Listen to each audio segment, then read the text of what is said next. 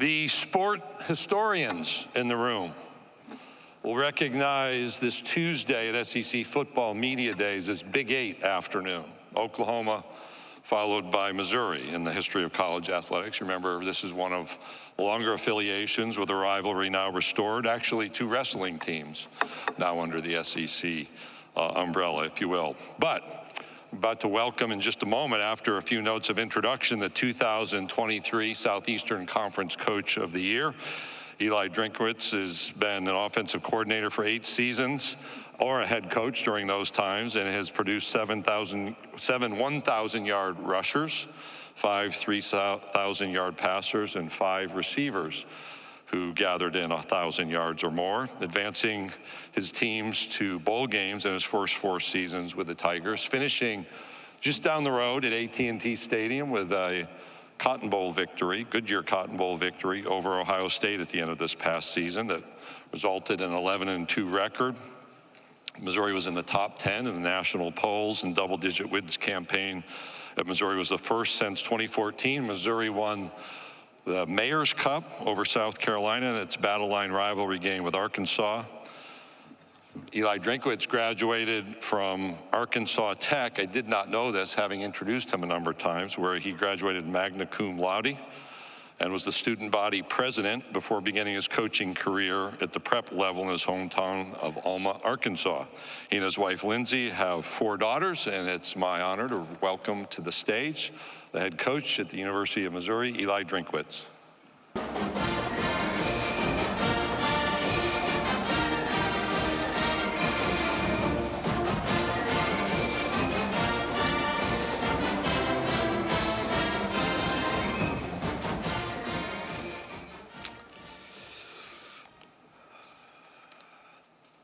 Good afternoon. Great to see everybody today.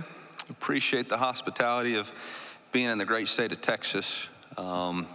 Thank you for that introduction, Commissioner Sankey. I want to start by honoring the life and legacy of Monty Kiffin. I want to send my condolences to Coach Kiffin, his brother Chris, and their family. You know, Coach Kiffin was the gold standard of defensive coaches in football. Obviously, the inventor of the Tampa 2.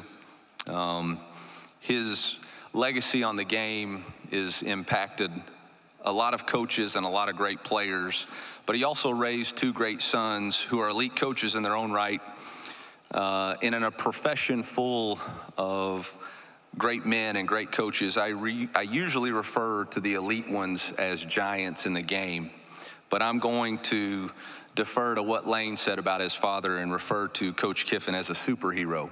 And so the game of football lost a superhero this week, and may he rest in peace.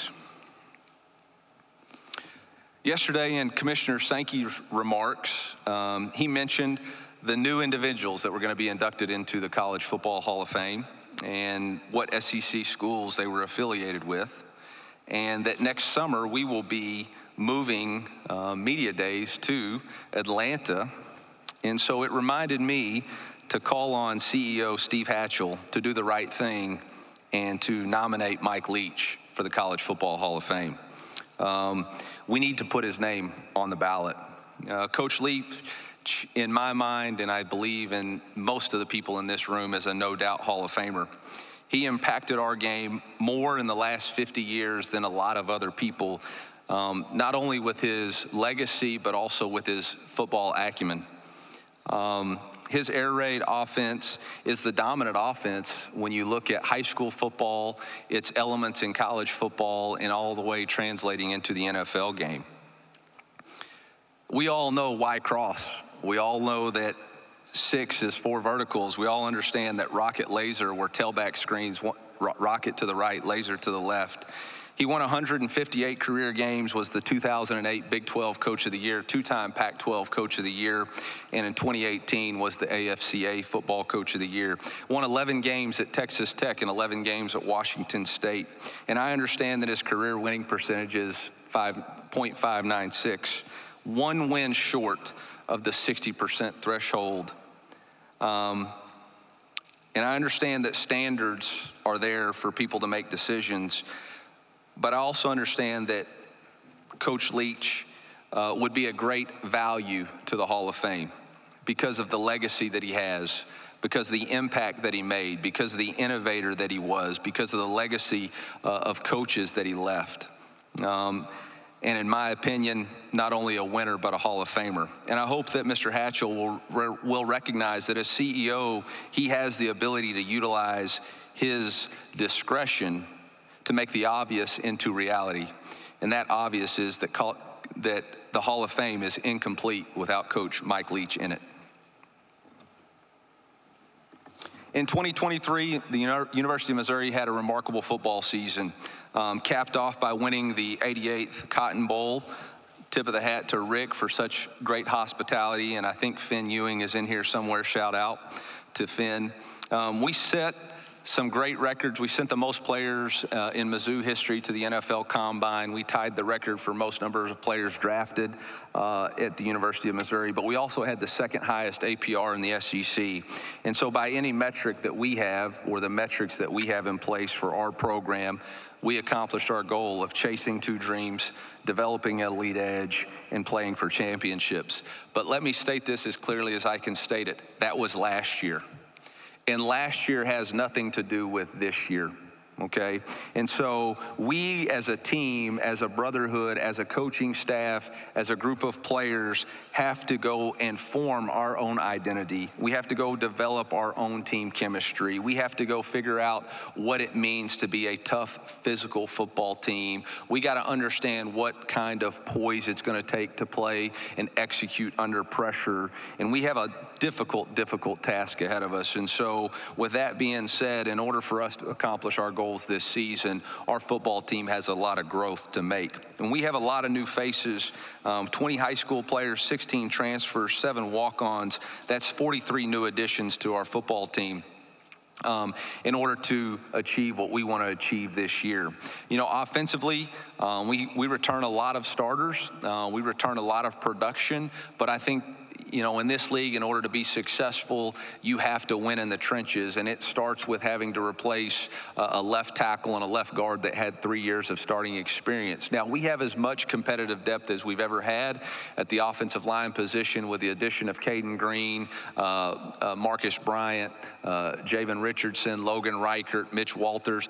All of those guys have the ability to fill the needs that we have, but we're going to need to play well at the line of scrimmage, and we have our hands full in trying to create the dominance that we want to have in order to effectively protect the quarterback and run the ball that we need to in order to compete at a high level. You know, running back also has a lot of question marks for us. In the last 3 years, Mizzou has led the SEC, or has had the SEC's leading rusher with Tyler Beatty and Cody Schrader. And it's not as easy as just replacing Cody Schrader's production on the field. His impact in our locker room through toughness demonstrated day in, day out, in the way he performed, his leadership in the locker room, in positive, contagious energy is going to be very difficult to replace. Now, we've got a lot of really good players who can do it. You know, we went into the portal and found Marcus Carroll and Nate Noel, both respective good players at their previous locations. We have a local product from Lancaster, Kewan Lacey. We have a running back from El Paso and Tavares Jones. We've got Jamal Roberts. We have the talent in order to successfully run the football, but we have to do the other things. We have to lead and demonstrate toughness at a daily, at a consistent basis, not only in how we rush the football, but how we protect the quarterback, how we do the little things, how we build a cohesive unit with the offensive line. Wide receivers, tight ends, quarterbacks all have returning players who have played a significant amount and have received significant accolades in their past.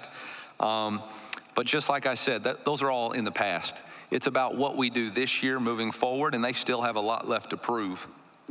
Defense, we welcome a new defensive coordinator, Corey Batoon, who looks to help us improve in key areas. You know, last year we were 95th in explosive rush. We were 108th in explosive pass. We were 50th in the country in third down defense. And so our mindset has been, how do we get better? And yes, we have to replace a lot of defensive talented players. We had 5 players selected in the draft in the first 4 rounds.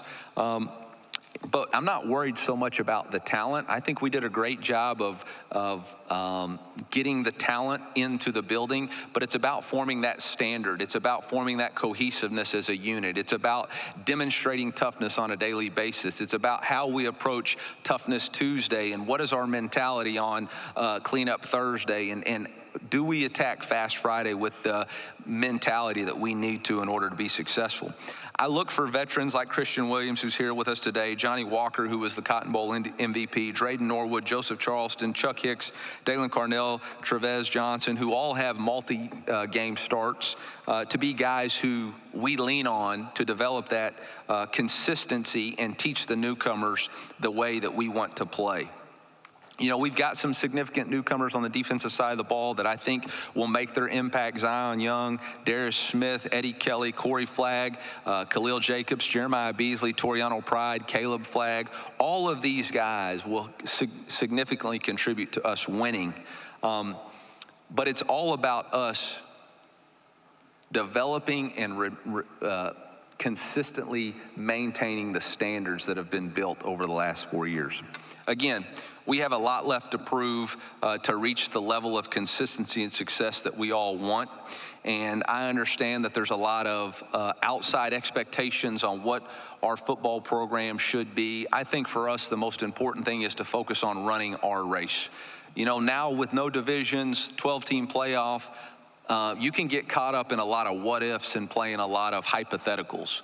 The only thing that I know for sure is that we're going to play Murray State week 1. And we have to focus with everything we have on being 1-0 and consistently preparing the way we know it takes to be 1-0. And at the end of the year, we'll look back over our 12 games and we'll see how many of those wins and what that earns us. So with that, I'll open it up for questions. Thank you, Coach. If you have a question, please raise your hand. Seth, Diego, or Nolan will get a microphone. Again, we ask that you give your name and affiliation before the questions. So we'll go ahead and come all the way up here to the front and start with Bob. I was hoping it was you, Bob. Well, yeah, I didn't want to disappoint you. Well, I guess I was supposed to identify. Bob Holt, Arkansas Democrat Gazette. How you doing, Eli? Great. You know, you guys were basically 500, you know, the previous years, and last year you made a big jump, so you've kind of gone from the hunters to the hunted. And high expectations this year. What's the mindset? How do you deal with that with the team? Yeah, I don't think that changes for us at all. Number one core value for us is always compete to do it better than it's ever been done before. So our mentality every single week is to always compete. And it really is not about anybody else except our own internal drive and expectations to be the very best that we can be. And so we don't rely on exterior noise and exterior factors to provide our motivation. We're motivated every day with, again, always compete mindset, developing an elite edge, which is energy, details, grit, and emotional consistency with how we train, how we prepare each day in order for us to play our best game on Saturday. And, you know, we have a group of experienced players. I think one of the things that helped us last year was the number of players that we had on our team with career starts. And this year, we really have the same. You know, we have 22 players on our roster that have 12 or more starts in their collegiate career. And so, you know, we have the expertise.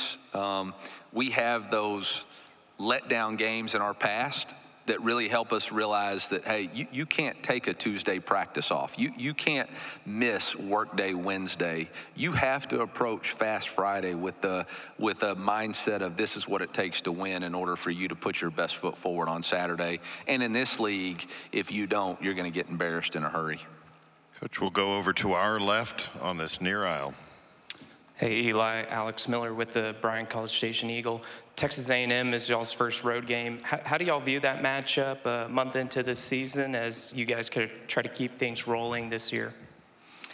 Yeah, obviously we're aware that that's going to be one of the first true road game that we have on our schedule. But you know, there's really a lot of unknowns for us on what Texas A&M is going to be. Obviously, have a lot of respect for Coach Elko. He's kicked my butt several times as a defensive coordinator, and obviously has excellent acumen from what he did at Duke. obviously have a lot of respect for what he's got as from his offensive coordinator with Colin Klein, having gone against him the last 2 years.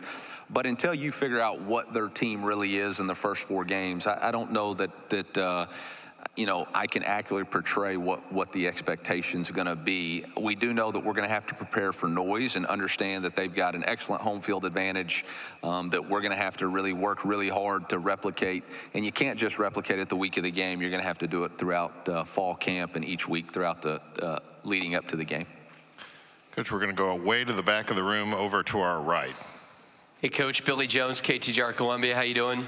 Great. I'm curious what Corey's going to bring to this defense, the way maybe it'll look similar, a little bit different to the units that Blake Baker put together. How do you see that side of the ball shaping up, and what's Corey going to bring from an attitude and an X and a O's perspective? Yeah, death row is the University of Missouri's defense, and it's had different leaders throughout its time, but that's uniquely us. Obviously, Coach Batoon has come in and installed the defense in the basic DNA of what it's been. But obviously each, to me, play callers are a type of artist, and each artist paints his own picture. So obviously he'll have a few wrinkles of his own, but for us, it's still going to be about stopping the run, confusing, hitting the quarterback, and winning situational football, which is 2-minute third downs and red zone defense. So, whoever the architect of the defense or whoever's in there calling the plays is going to have to maintain those 3 things within the fundamental structure that is set in place to install. So he's done a really good job of that so far, and our players have really bought into that. And like I said in my opening statement, I'm more concerned about us eliminating explosive plays, which is the second biggest contributor to winning and losing in college football. Turnovers is number 1. The explosive play battle is number 2. And how do we improve on third downs? I mean, being 50th in the country on third down percentage is not great. So there's still areas that we can really improve, and that's what we're going to try to do.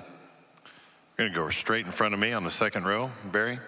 Yeah, Eli, Barry Trammell with the Tulsa World. Turns out we were born in the same hospital. There you go. Me long before you. I never ventured very far away from it, but you guys left Norman quickly. Can you talk about your family's ties to Norman and what took you to Arkansas not too long thereafter? Yeah, mom, family all lived, or my grandma lived in El Reno, Oklahoma. Have an uncle and aunt live in Bethany and Edmond, Oklahoma. I used to go to Oklahoma every Christmas as a young kid. They moved to Arkansas for a job for my dad, and lived in Alma, I think almost 40 years now. Fondly think about those drives to Oklahoma City. We used to stop in Salisaw for breakfast. Used to stop at Troy Aikman's hometown about halfway to use the restroom, and then finish up in El Reno, and spent time in Edmond. So yeah, it was one of those places that visited a lot growing up. So we're going to stay in the same section over on the left aisle, about 2 rows further back. Coach Reed Darcy with the Baton Rouge Advocate. I wanted to ask about the coaches you lost in the offseason, particularly on the defensive side of the ball. What exactly did they bring to your defense over the last couple seasons, and what exactly are you losing in them, and how do you think you can sort of reshape the defense around your new staff? Yeah, Blake Baker, Jake Olson, and Kevin Peoples are great men and good football coaches. But I'd like to really focus on, what the additions of Corey Batoon and Brian Early and Jacob Yarrow are. We were able to go out and add Corey Batoon, who's been an SEC coordinator, or has coached in this league, has been a coordinator in a lot of different leagues, and does an excellent job of teaching the safety position, coaching his coaches to exactly what he wants. You think about Brian Early and Sac Ave, what he's done at Houston. He had 5 players drafted in the last 5 years at the defensive line. He's had players in the Senior Bowl. Jacob Yarrow was the defensive coordinator at the University of Hawaii for the previous couple of years, and decided that he wanted to try and get into the SEC. And obviously now with the new coaching rules, is going to have a direct impact in coaching our players. And so, it was really an opportunity for us to go out and improve our staff. and really, build a cohesive unit with guys. So I'm very excited about those guys, and very excited about what the new look death row defense is going to be with those guys at the forefront. Which will go in the center aisle, straight ahead. Coach Drinkwitz, Drew DeArmond, WZZN Radio, Huntsville, Alabama. Brady Cook won a spirited battle at quarterback. You told us that last year at SEC Media Days. He went on to have, I thought, a really, really solid year. How have you seen him grow since that time, and what is his ceiling this year, and what is a really deep year for quarterbacks in the conference? Yeah, I think what Brady has done is continually demonstrated a competitive spirit and a standard of excellence. He's earned the respect of everybody in our locker room, not just on the offensive side of the ball, but in every aspect of our organization, from the coaches to the players to the nutritionists, because of his consistent nature. We talk about developing an elite edge. Brady's never having a bad day. It didn't matter if his girlfriend had broken up with him or if he had thrown an interception. He just loves coming to work, being in the training room. We lost to LSU. He was right back in there Sunday morning ready to go to work versus Kentucky. He's very detailed and meticulous in his preparation. He spent a better part of an hour every single day in his routine right now, watching film, studying for the upcoming season. He's gritty. There's no question about how mentally tough he is, and how he's willing to block out the external noise. And then he's always got a consistent approach. He's consistent every single day. And so I think the sky's the limit for him. Obviously for him, it's not about pressing. We have 11 rules for quarterbacks, and we're not judged based off our stats. We're judged based off, does our offense score touchdowns? And as long as he'll continue to be a battlefield commander and not worry about being a celebrity quarterback, we'll be just fine. We'll stay in the same section over to the right-hand side. Emily Grace McWhorter from the next round. Coach, you've added some pieces to your staff this offseason. Going beyond the players, where have you seen the most growth and development between you and your staff?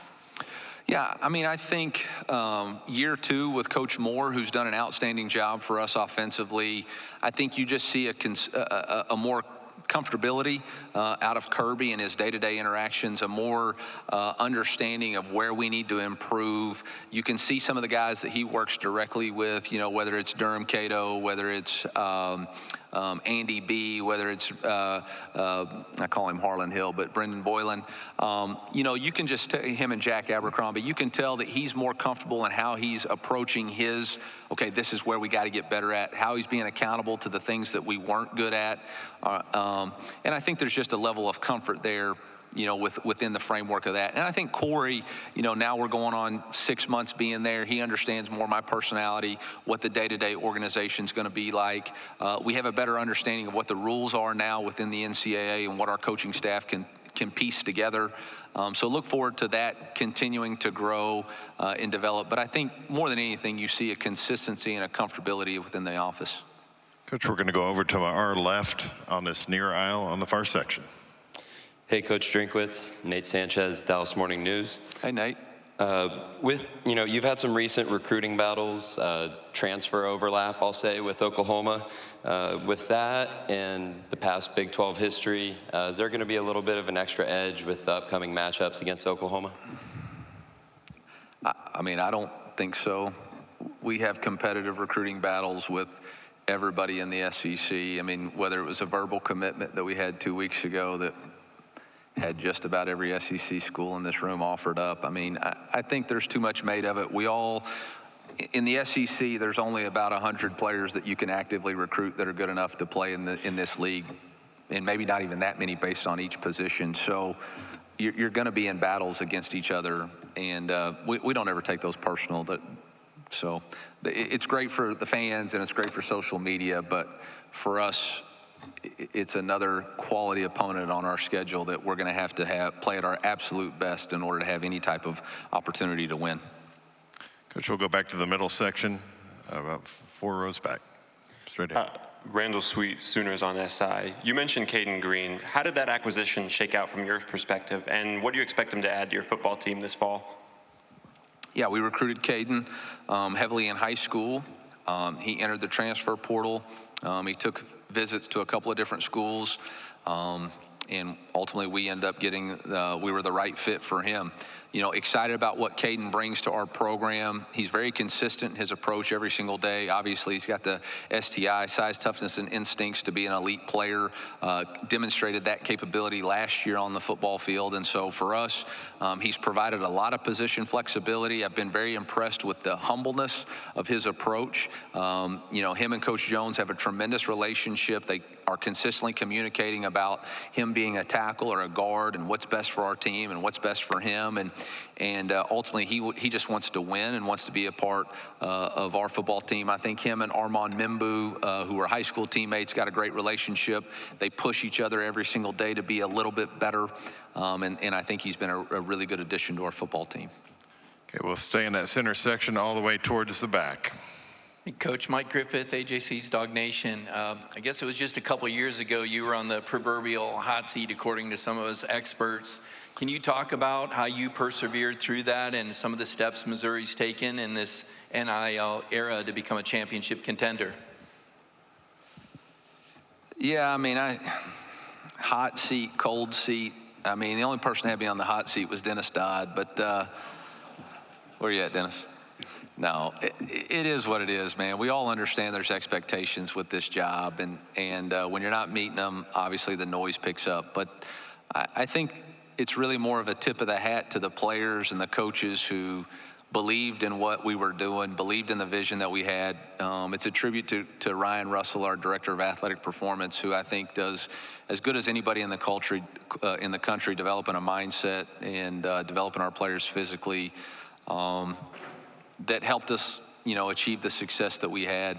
Obviously, it took a team effort from the administration. The ever-changing world of NIL and transfer portal, you have to be flexible and be in a position to take advantage of it. And you know, we had several leaders in the political realm, Curtis Gregory obviously being one, who really championed the effort for us to be at the forefront. And now you're hearing reference to the Mizzou model of NIL, which I think is a tribute to our administration, our president, Moon Choi, our board of curators, and to a lot of the politicians in Jeff City who have a love for the University of Missouri and understand that the University of Missouri is a window to the 6 million people of our state, and we have an opportunity to represent the best of our state. And our core mission at the University of Missouri is derived from educating the state of Missouri.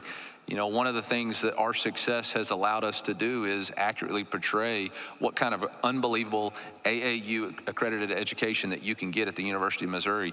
Most of y'all probably don't know this, but we have the #1 nuclear medicine reactor site in the country at the University of Missouri. And it is a phenomenal thing that fights cancer every single day and is on the forefront of that. And so I think the opportunity to have success so that you can show off your university is a positive thing for everybody in our state. And we're proud to represent the University of Missouri and wear the black and gold. We have time for 2 more. We'll start right here in the section in front of me. Hey, Coach. Chris Phillips, SEC Unfiltered. You lose Cody Schrader, obviously, who was invaluable to your football team last year. You replaced that production with Marcus Carroll and Nate Noel coming via the transfer portal. What do you expect out of that room? Are you expecting one of those guys to emerge and be your bell cow back? Are you looking more of a running back by committee approach? How do you replace the production lost from what Schrader provided a year ago? Yeah, I mean, I think for me, it's not necessarily as much about replacing the production. It's about how do you replace the person. Cody Schrader was as unique a person and teammate that I've ever coached in my entire career. The toughness that he displayed on a daily basis, the amount of care, how driven he was to be the best that he could be, how much care he had for his the rest of his team. I'll never forget Houston Nutt came and spoke to our team in fall camp, and he talked about these are the best days of your life. And Cody Schrader still talks about that. And he told our team, hey man, I'm now in the NFL, but I promise you, these are the best days of your life. And he really embodied that. And so for us about replacing him, I'm not worried about the talent. You know, Cody was an extremely talented player, but we have talented players in that room. It's going to be more about, can we replace the consistency? can we replace the leadership? And can we demonstrate the toughness that Cody demonstrated on a down-in, down-out basis, whether it was picking up the quarterback or sticking it up in there for an extra yard, or being consistent in how he practiced every Tuesday and Wednesday. Those are going to be the things that we have to replace. And do Marcus, can Nate, can Kewan, can Jamal, can Tavares consistently do that? Because that's what it's going to take in order for us to achieve the success that we want to achieve. Okay, we'll take one final one over here to our front left. Hey, Coach. Graham Coffey, Dog Central. With the potential to play as many as 17 games, does it add emphasis to, recruiting 1 through 85 and making sure that you guys make the most of all those scholarships? And I guess with your recruiting trending upwards, I know you spoke earlier about the law change, but I am curious, is there any way you can quantify, I guess, the difference that has made for you guys in terms of winning some of these high-profile recruiting battles that you've been able to recently? I think the question that you're asking that I heard was, as far as playing 17 games, you're going to have to be as competitively deep as possible. And for us, that was an extreme focus for us in recruiting out of the transfer portal. Last year's success, I think, can be directly attributed to we had, I think it was 32 players who had started 5 or more career games in their college career. This year we have 31 players that have 4 or more career starts in their game. We have 22 players that have 12 or more college starts. It was a direct reason that we went out and recruited 3 transfer linebackers, because in the course of playing 13 games the past 2 seasons, we haven't been able to stay healthy enough at that position. So we knew we had to get more depth at the linebacker position, which also translates to what kind of special teams you're going to be able to play. I think the whole balance now with recruiting is each individual coach has to decide how he wants to build his roster. And where do you want to invest your NIL dollars, and how much are you willing to invest in players who may play early and may not play early, versus what do you want to invest your NIL dollars in from a standpoint of contributions right now. And, that's a battle that each coach is going to have to pick and decide on. And, for us, we have a formula about how we do those things.